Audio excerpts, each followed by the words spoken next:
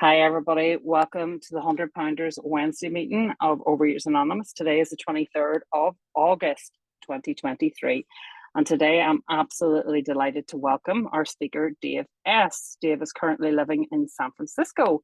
He came to OA in 2014 and he is originally from New York. So I am going to hand it over to him now and tell you exactly what he did to get here. Take it away, Dave. Thank you so much, Rita. Good morning, good afternoon, good evening, whatever time of day. You magical, marvelous, amazing miracles. I am Dave. I'm a compulsive overeater and a 100-pounder, and I live in San Francisco, California. And while I still can, I just put my contact info in the chat. First off, thank you so much to Rita and the team, everybody, for doing service today. It's a powerful thing. To be able to be there behind the scenes and do all the incredible work that you guys do. Thank you so much for making the meeting space available and all of this welcoming community. I'll give you just some quick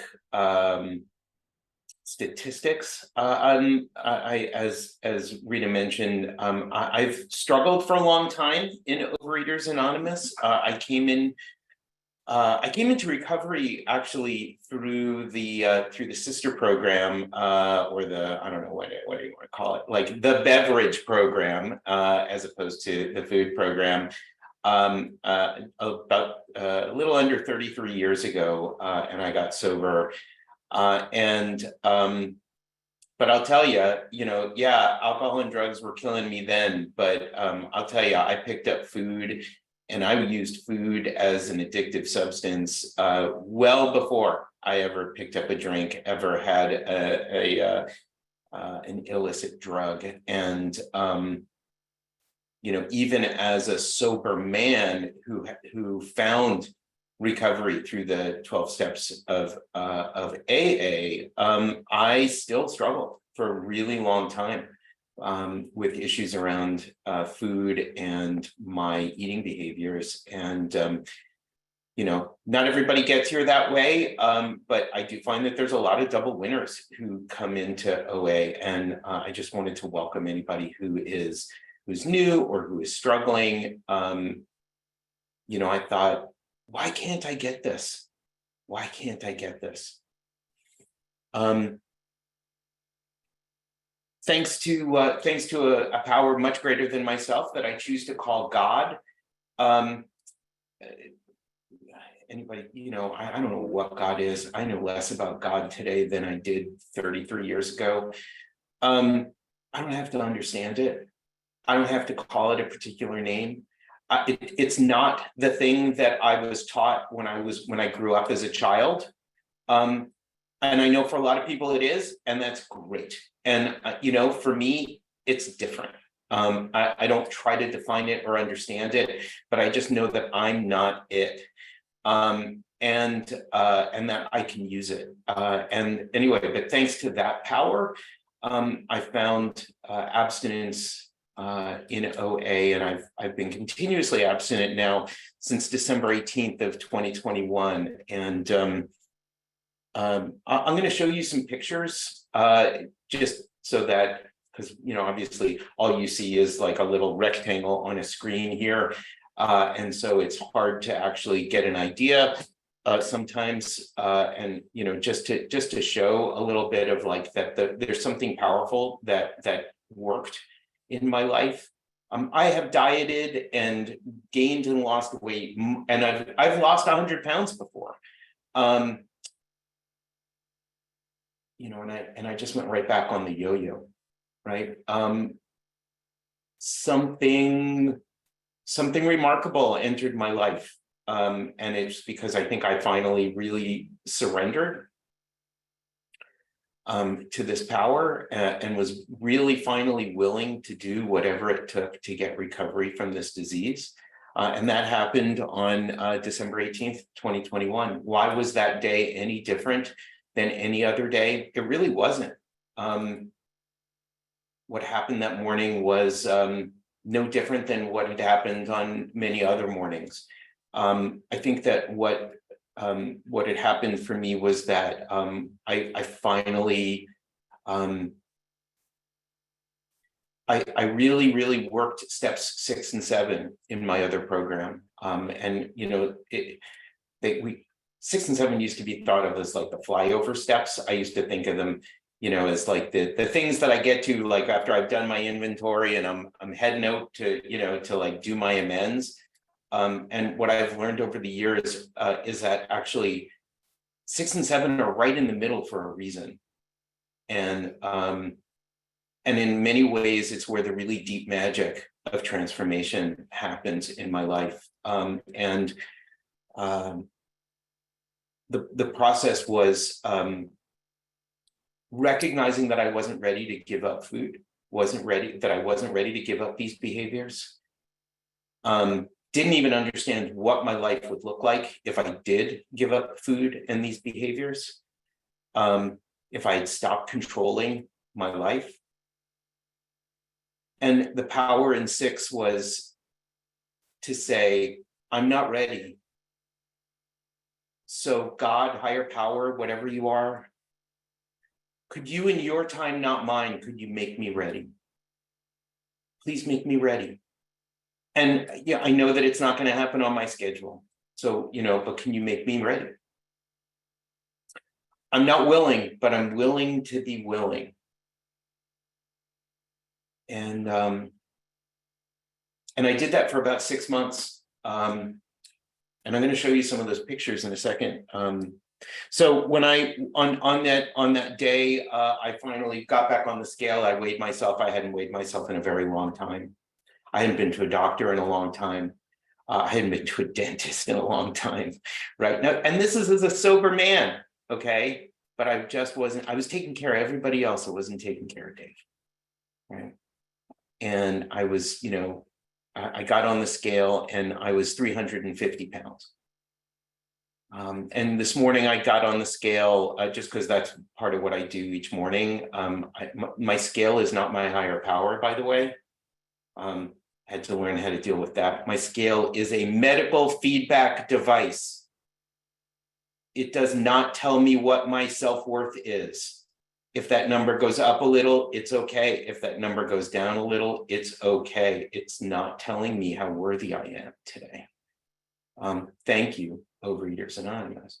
But I got on that scale this morning and I was 183 pounds. So in many ways, I'm pretty close to being half the man I used to be. I like thinking about it that way sometimes. Let me just take you through some quick pictures. So this was me in February 8th of 2022. So this is after I had started my journey again in Overeaters Anonymous. I was probably about 335. So I had already lost, you know, some of the weight. I actually went to Sedona, Arizona, and this is my friend Stu, who's a wonderful person and, you know, doesn't have any issues around food. I bring this up because a year later, so this was in February of 2002, this was us meeting again. We actually went up to Mount Tamalpais, which is just north of San Francisco. And, you know, just to give you, like, Stu's about the same, but that was about a year later in February, and I think I was about 210, something like that. This picture of me, so this was taken in June of 2021. So this is before I entered recovery, and I'm pretty sure I was way more than 350 at that time. I was probably closer to 370. I don't know, because I wasn't willing to get on a scale. I was so ashamed. This was my son's high school graduation. And so, you know, I used to be the guy who was always the picture taker, never the one who ever wanted to get behind the camera or get in front of the camera. So of course I turned myself into the photographer, but of course, you know, this is an important occasion. I look at the smile on that guy's face and I know how he felt. There was a lot of sadness and shame and guilt at that time around around what I was doing to myself, and around my weight, my body image, and all the rest of it, and just my health. And yeah, I feel a lot of empathy and for that man today. And today I choose not to be that guy. This was us in February of this year. That's a medium, by the way. Again, it's not about what's the number on the scale, or what's the size of the clothes, but like how nice it is to. I mean, I don't wear anything that has an X in it anymore. I have stuff now that ranges from size S to size L. And this was a picture pretty recent, sort of in May. Me and my wife, we went to go visit my mom for her 90th birthday back in New York. And I think I was about 190 at that point. So, thank you, Overeaters Anonymous. Thank you for giving me a whole bunch of a completely transformed physical body. But, more importantly, it's the relationships, and it's a peace and a serenity and a sense of purpose that has been incredibly reinvigorating, right? And now I'm not saying that sobriety and recovery was shitty. It's not. It was actually a pretty good thing. But what I have found is that Overeaters Anonymous has helped me go to a much deeper place around recovery. And I love being new again. I love not, thinking that I know all the answers. I love being a person who's teachable again. Because, I can hang around, I'll tell you, I can hang around recovery rooms and like, I know how to tell a good story. I can weave in whatever it is that I want to weave in. I can make it sound really good and be dying inside. Absolutely dying inside. And I hope I'm not going to do that today. I don't know. My brain still likes to lie to me. And what's funny is I woke up this morning and there's some things that are going through my brain. One of them was some fear. And it wasn't even so much fear about coming and speaking to all of you. Like, that's such an incredible privilege to be able to come and speak at an Overeaters Anonymous meeting and to just share a little bit about what's going on. There's just some other stuff. Like, I've got a really interesting opportunity, a new some job interviewing that I'm doing for a pretty prestigious company in a leadership position. And I don't say that to brag. I say that because I woke up and I was like, you are going to fail. I woke up this morning and I was in fear because they have a way of doing interviews, and like I have to do a whole bunch of preparation, and like I've got to, they gave me some some criticism about how I'm long-winded and don't get to the point, which I mean, sometimes I think I qualify for another 12-step program on and on. So anyway, this is why I always appreciate that we're timing these shares. So I won't go on and on. But the fear doesn't go away just because I get sober, just because I get abstinent. Like, it's still there. But most days I don't wake up where I want to pull the covers over my head anymore. Most days I don't wake up with a sense of terror. This morning I did. This morning I woke up feeling a little bit scared.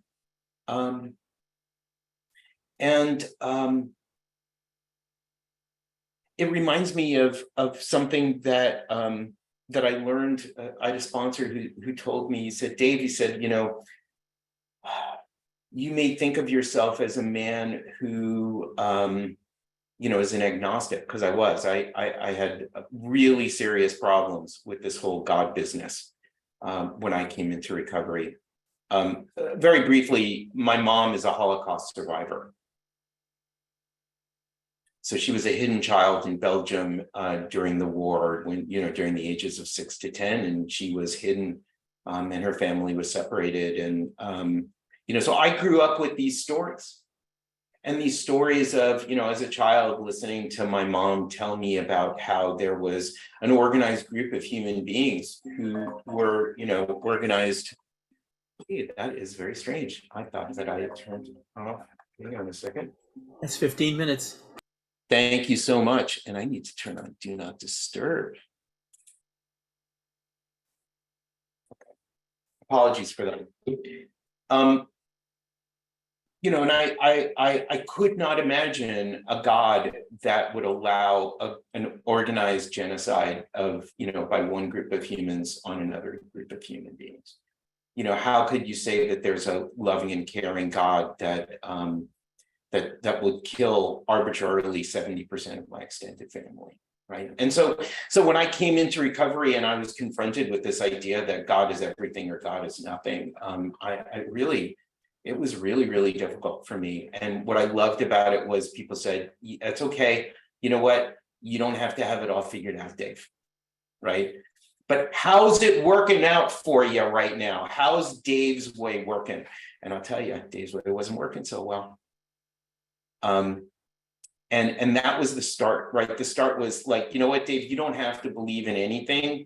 All we ask is that, are you even just willing to believe that there could be a power greater than yourself that could actually solve your problem? It doesn't even need to be supernatural. And like, you know what? That helped. It helped a lot. And what I was willing to do is I was willing to just have an open mind. And later on, that's come to become a very, very deep faith for me. Again, in something that I totally don't understand, but what I've seen through experience is that whatever I believe in tends to start to manifest in my world. So the really powerful thing about this is, what am I going to choose to believe in today? And one of my favorite ways of thinking about that is like, so do I believe in a God that makes mistakes? I love that question because it really forces me to confront this issue of faith. And either I do believe in a God that makes mistakes, in which case maybe I have a God that's too small, right? Can I imagine a bigger God? Or maybe I believe in a God or a higher power or whatever it is that doesn't make mistakes. And I don't have to call it by name, and it doesn't have to wear socks and sandals. But can I believe that there's a power in the universe, right? And when I believe that, it means that I'm not a mistake. It means that all the situations that are going on in my life right now are not mistakes. And what it allows me to do is it allows me to make a choice, and that choice is between faith and fear. See, what I didn't realize, and I had revealed to me yesterday, actually in a conversation with a sponsee who was, in a really difficult place, and is that fear is a very, very deep form of faith. What fear is faith that everything is going to go to shit.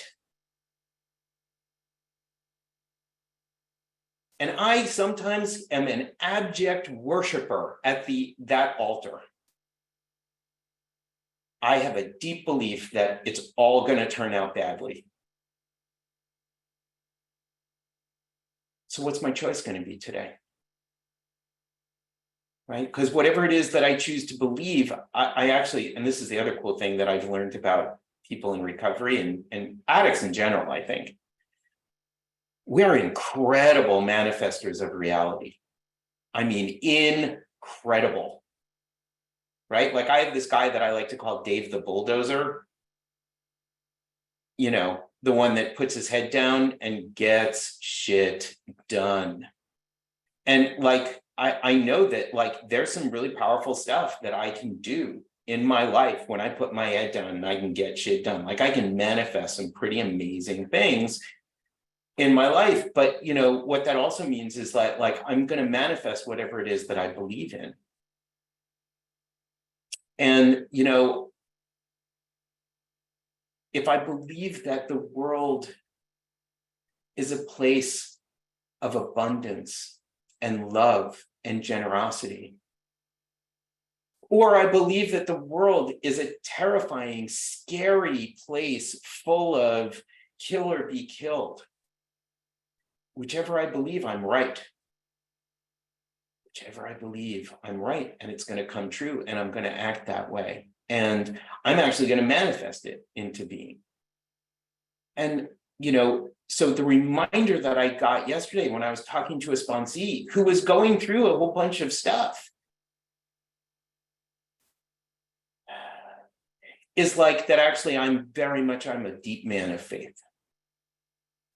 What do I believe? Do I believe that everything's going to be okay? Or do I believe that everything's going to turn to shit?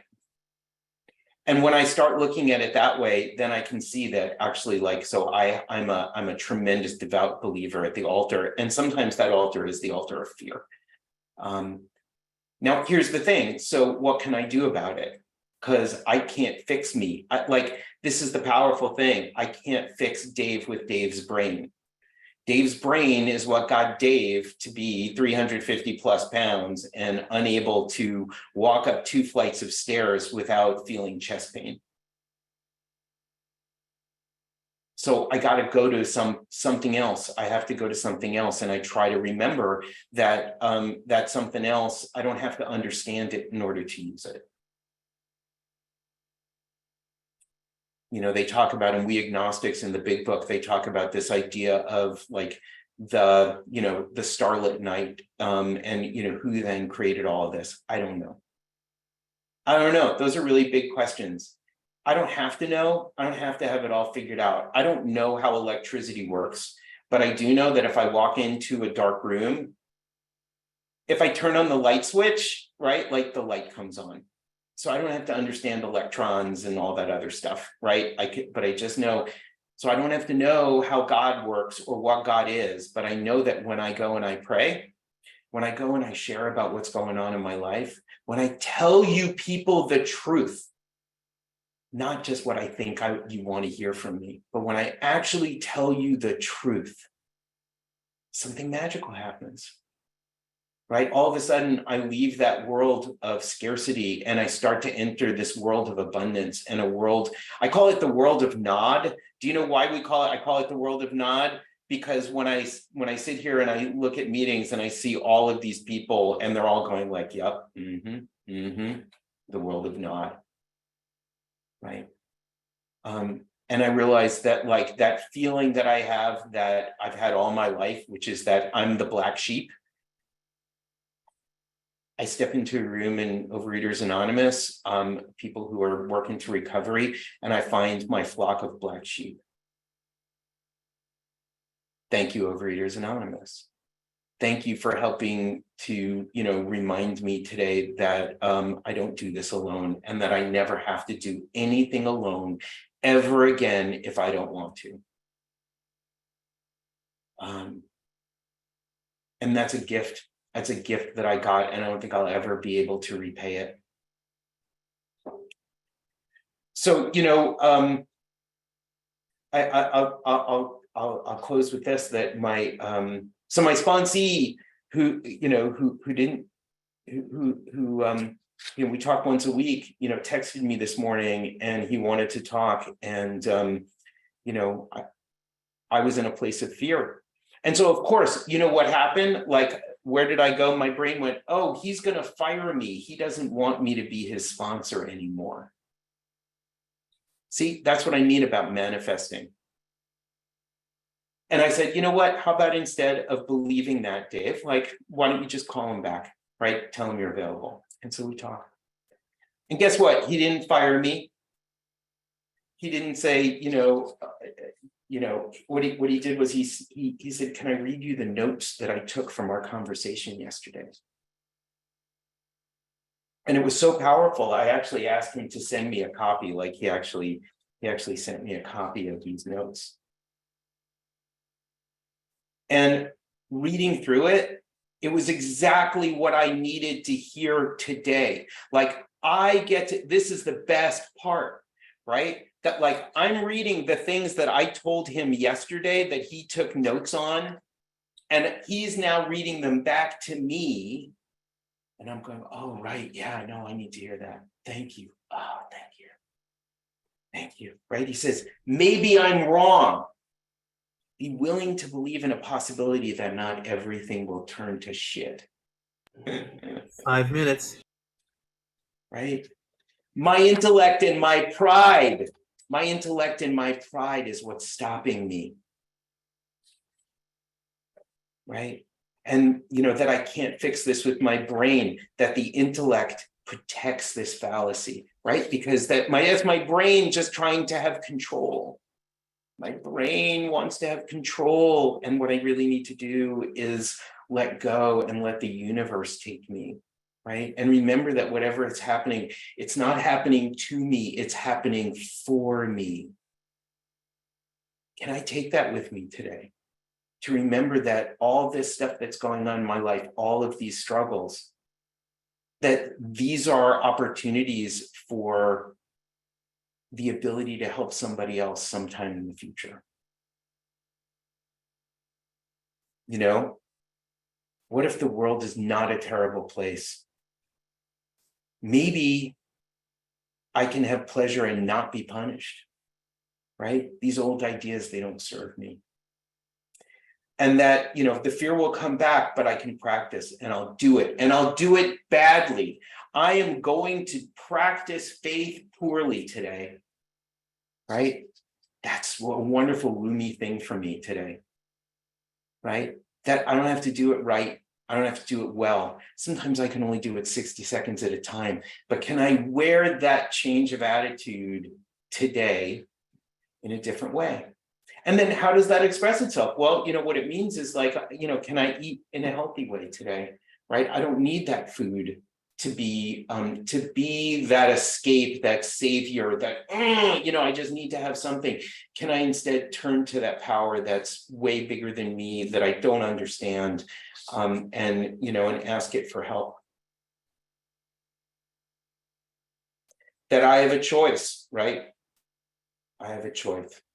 I can have faith in pessimism, which, by the way, is really deeply powerful, right? In the other program, we call this the alcoholic opera. Have you guys ever heard the alcoholic opera? Here's how it goes. Me, me, me, me, me, me, me. Right? Or can I have faith just for a minute, just for the willingness to believe that maybe things aren't all going to go to shit today? Maybe, just maybe, that things are happening for me, not to me. Maybe, just maybe, these things that I feel like are my struggles today are actually opportunities to be able to be helpful to somebody else a month from now, or a year from now, or 5 years from now. Maybe that, this struggle that I'm going through is there so that, that I can be helpful and useful to somebody else at some point in the future, right? And that it's not all bad. And maybe it's even just about enduring what's going on, right? And being able to, can I endure this pain, but do it with nobility? Can I do it and show how, how this works? Because I am a garden variety case. I am a garden variety case. And I'm also really, really powerful. I will manifest whatever it is that I believe. I'll bring it into the world today. So, my challenge, I suppose, to everybody here today is, what are you going to be bringing into the world today, right? And if you're looking for a topic, right? Am I bringing faith? Am I bringing fear? How am I manifesting that today? Thank you so much for being here and for basically helping me recover. I am so incredibly grateful to have this new life that Overeaters Anonymous has given me, and I will never be able to repay it. And I'm so incredibly grateful to be able to keep coming back and keep learning. Thank you so much. Oh, thank you, Dave. Thanks. That was a really strong message of strength and hope. Thank you so much. I'm just going to read something out of AA, page 417. For years, I was sure the worst thing that could happen to a nice guy like me would be that I would turn out to be an alcoholic. Today, I find it's the best thing that ever happened to me. This proves I don't know what's good for me. And if I don't know what's good for me, then I don't know what's good or bad for you or for anyone. So I'm better off if I don't give advice, don't figure I know what's best, and just accept life on life's terms as it is today, especially my own life as it actually is. Before AA, I judged myself by my intentions while the world was judging me by my actions. So we'll stop it there.